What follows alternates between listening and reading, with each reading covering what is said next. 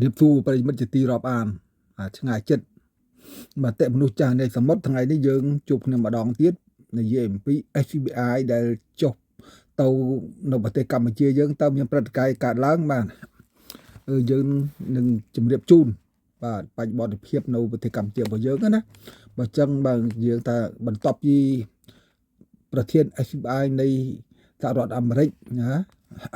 ប្រាប់លោកហ៊ុនម៉ាណែតឲ្យចាត់វិធានការ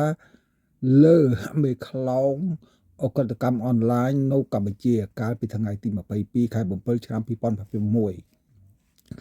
ភ្លាមនោះទូរទស្សន៍ Bloomberg របស់អាមេរិកក៏បានសម្ភាសន៍លោកហ៊ុនម៉ាណែតនាយករដ្ឋមន្ត្រីនៃប្រទេសកម្ពុជារបស់យើងនឹងដែលចេញផ្សាយ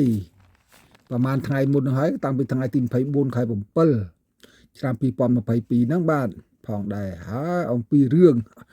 មេខ្លោងអនឡាញដែលឆបោកដែលប្រជាជនជាតិខ្មែរដែលជាសមាជិកកម្ពុជានិងជាជនជាតិខ្មែរពីររូប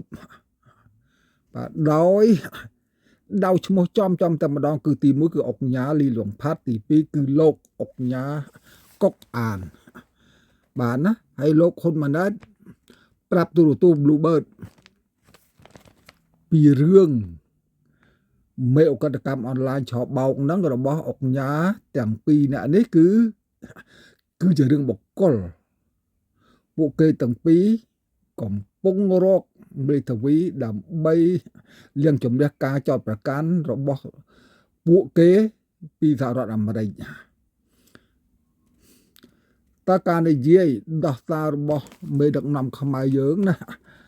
លោកហ៊ុនម៉ាណែតនេះត្រូវឆ្លើយតបនិងត្រូវប្រឈមមុខនៅអ្វីខ្លះទៅថ្ងៃមុខគូបញ្ជាក់ផងដែរថាសហរដ្ឋអាមេរិកបានដាក់ក្នុងបញ្ជីខ្មៅនៅពួកអុកញ៉ានិងមន្ត្រីជាន់ខ្ពស់របស់កម្ពុជានៅក្នុងបញ្ជីខ្មៅហ្នឹងដូចជាលោកអុកញ៉ាលីចុងផាត់អុកញ៉ាកុកអានអុកញ៉ាត្រីភិបអុកញ៉ាហ៊ុនតូលោកឧបនាយករដ្ឋមន្ត្រីនេះនិតសវឿនលោកឧត្តមសេនីយ៍ឌីវិជាស្វាមី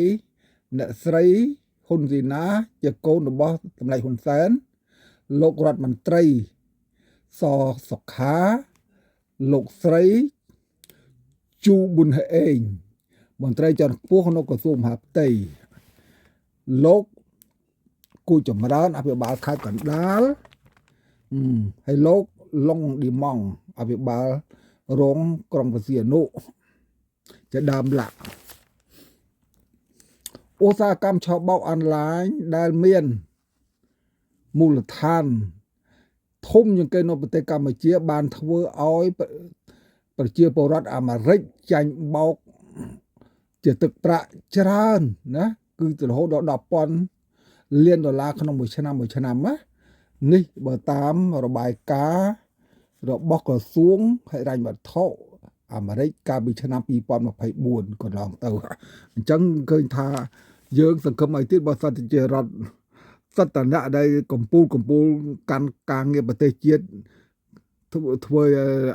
មានឈ្មោះបញ្ជីខ្មៅនៅអនឡាញទៅហើយតែប្រទេសយើងរីកចម្រើនប៉ុណ្ណាដែរបាទណាយើងគូគាត់សម្គាល់ឃើញថា